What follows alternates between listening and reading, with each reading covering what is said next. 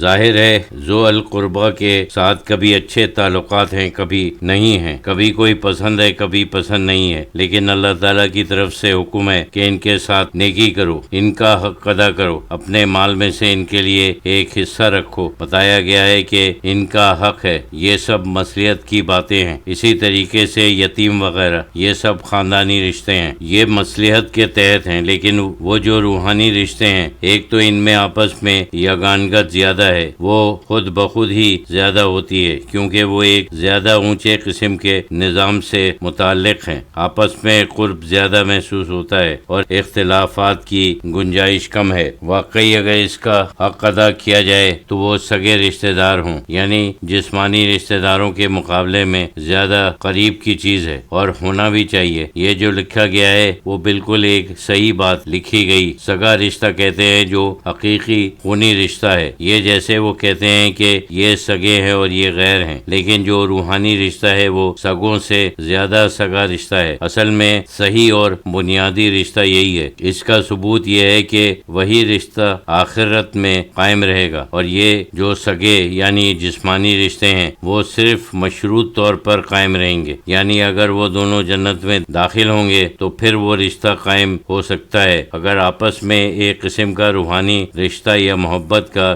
رشتہ اللہ کے لیے قائم ہے تو وہ آخرت میں بھی قائم ہے۔ مطلب یہ ہے کہ جسمانی رشتہ حقیقت میں ضمنی ہو جاتا ہے، رشتہ داروں میں بھی وہاں اصل رشتہ روحانی رشتہ ہے، جس کی بنا پر وہ جنت میں مل جائیں گے۔ رشتہ ساتھ ساتھ ہو تو نور علی نور ہے، دگنی چیز ہو جاتی ہے، لیکن اصولی طور پر تو روحانی رشتہ ہی اصل رشتہ ہے۔ یہ بھی ایک بڑی مصلحت ہے کہ بعد ناخواستہ انسان اپنے رشتہ داروں کے ساتھ اچھے تعلقات رکھتا ہے۔ سمجھو کہ یہ اللہ کے لیے ایک بڑا مجاہدہ ہے۔ اللہ تعالیٰ چاہتا ہے کہ یہ ظاہری نظام قائم ہو اور یہ وحدت خاندان جو ہے وہ قائم رہے، اور لوگ ایک دوسرے کی مدد، صلہ رحمی یعنی خونی رشتوں کا لحاظ کہ جس کا بار بار قرآن اور حدیث میں ذکر ہے۔ اس کے معنی یہ ہیں کہ بعض دفعہ بعد ناخواستہ اپنی طبیعت کے خلاف کرنا پڑتا ہے۔ یہ بہت بڑا مجاہدہ ہے، اللہ کے لیے ایک قسم کی قربانی ہے، اس وجہ سے اس کا بڑا ثواب ہے۔ روحانی رشتوں میں اتنی قربانی کی ضرورت نہیں ہوتی، کبھی کبھی کوئی معمولی اختلاف ہوتا ہے، لیکن عام طور پر ایک فطری مناسبت ہوتی ہے اور محبت زیادہ ہوتی ہے۔ ہمارے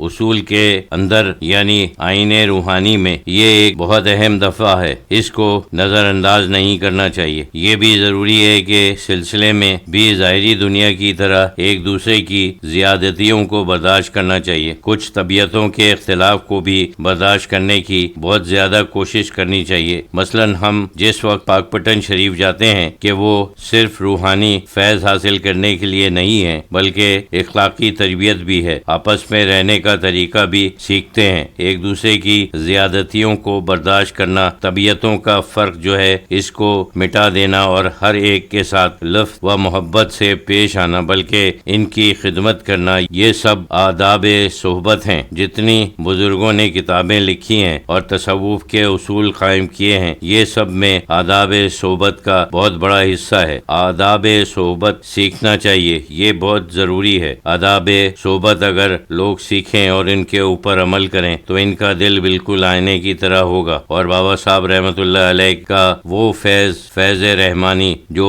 حقیقت میں اللہ تعالیٰ ہی کی طرف سے ہیں حاصل کریں، کیونکہ رسول کریم صلی اللہ علیہ وسلم اور بزرگان دین تقسیم کرنے والے ہیں۔ حدیث میں ہے کہ میں تو صرف تقسیم کرنے والا ہوں، دینے والا تو اللہ تعالیٰ ہے، تو اللہ تعالیٰ کی طرف سے یہ فیوز ہیں، لیکن یہ ہے کہ قبول کرنے کی مختلف صلاحیتیں ہیں۔ اگر اخلاقی اصول کے اوپر انسان عمل کرے تو اس کا دل ایسا صاف ہوتا ہے کہ کوئی رکاوٹ نہیں ہوتی، پھر وہ بہت زیادہ قبول کرتا ہے، اور جو لوگ اس میں کچھ کوتاہی کرتے ہیں تو قبول کرنے کی طاقت میں کچھ کمی آ جاتی ہے۔ قبول کرتے ہیں لیکن ایسے ہی قبول کرتے ہیں جیسے ایک آئینے میں کوئی دھبے ہیں، کہیں دھندلا ہے کہیں صاف ہے۔ اپنا آئینہ دل جو ہے اس کو بہت صاف رکھنا چاہیے، خیالات معاملات کی صفائی اور عبادات اور ریاضات کی صفائی ہوتی ہے، لیکن اخلاق کی بہت بڑی صفائی ہوتی ہے، یعنی پرتو ہے، اسے کم اہمیت نہیں دینا چاہیے، وہ اتنا ہی اہم ہے۔ عبادات اور اخلاق جو ہیں وہ برابر کی